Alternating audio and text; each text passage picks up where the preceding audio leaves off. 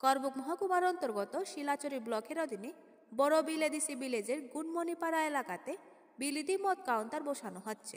সে বিষয় নিয়ে ত্রিপুরা রাজ্যের চাকমা সামাজিক পরিষদের ফেনী বাম সোলোয়ানি ও ত্রিপুরা রাজ্য চাকমা মহিলা সংগঠনের উদ্যোগে করবুক মহকুমা ও গোমতী ডিস্ট্রিক্ট ডিএম কাছে বিলিতি মদ কাউন্টার না বসানোর জন্য অ্যাপ্লিকেশন দেওয়া হয়। কিন্তু কয়েকদিন পরে থেকেই বিলিতি মদের কাউন্টার দ্রুত গতিতে কাজ চলছে বসানোর জন্য।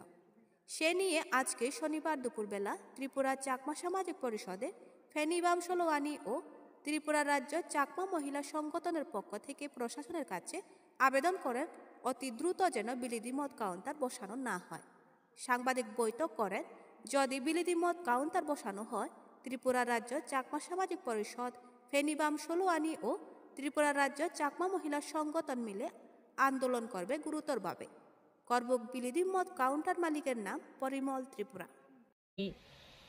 এই প্রতিবাদ করতেছি যাহা আজকে 2 মাস হইতেছে। 6/11/2023 আমরা এই অ্যাপ্লিকেশন দিয়ে দিয়েছি। তানের বাড়ি হলো যে করবুক পরিমল ত্রিপুরা। এই করবুক গ্রামে, গ্রামটা জানি না, করবুকের ডিস্ট্রিক্টে আর কি, কিন্তু গ্রামটা কোন গ্রাম থেকে আমরা জানি না। করবুকে বাড়ি আমাদের এলাকা মানুষ।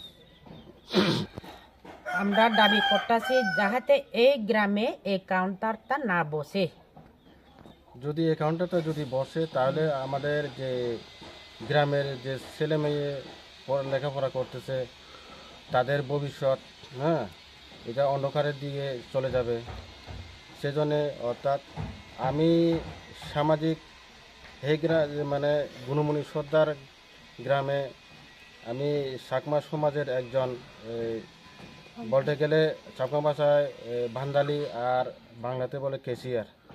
আমি নিজে সিগনেচার করেছি এই দরখাস্ত।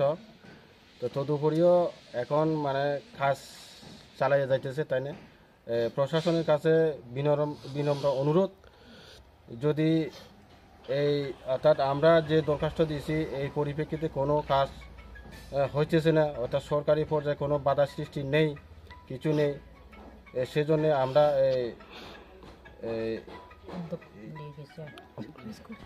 অর্থাৎ এখানে না বসানোর লাইগা আমরা চলানি কারবার থেকে যোগাযোগ করে আমরা আজাল কারবারি সব যোগাযোগ আমরা এই মেয়ের যোদ্ধা একটা আমরা সেক্রেটারি প্রেসিডেন্ট আমরা আছি, আমরা সবাই মিলে এক দরখাস্ত অ্যাপ্লিকেশন করছি যাতে আমরা সমাজে এরকম শিলাচুরি এলাকাতে এই গুণমণি সর্দার পাড়াতে যাতে এক মদের কাউন্টার না বসা হয়।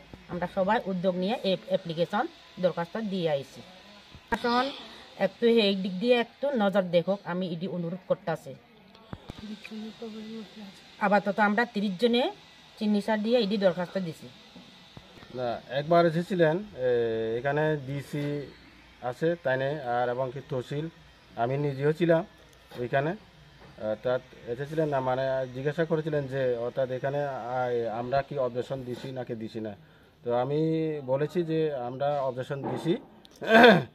সে সময় একটু কাজ মানে স্থগিত আছিল, এখন দ্রুত কাজ চালিয়ে যাইতেছে। আর কোনো মানে প্রশাসনের কাছ থেকে কোনো আর ইশারাও নেই, কিছু নেই, তদারকিও নেই।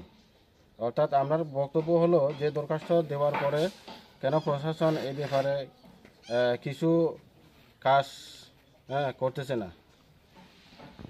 আমরা আবার জোরদার কর্ম আমরা ছাড়তাম না। এদি আমরা এই যে সামাজিক হিসেবে আমরা যে চুলাহানি হইতে চাকালা হইতে আমার মিলে জোতা হইতে আমরা যে একতাবদ্ধ হয়েছি, এই জন্য আমরা আবার একতাবদ্ধ হমু যাহাতে আমরা এই কাজটা সফল হয় মতো। না হলে যদি তদারকি যদি তারা যদি না মানে আমরা আবার ইয়ে করবো, আবার চেষ্টা করবো, আমাদের পক্ষ থেকে চেষ্টা করবো। আপনার পরিচয়, আপনি কোন পদে আছেন?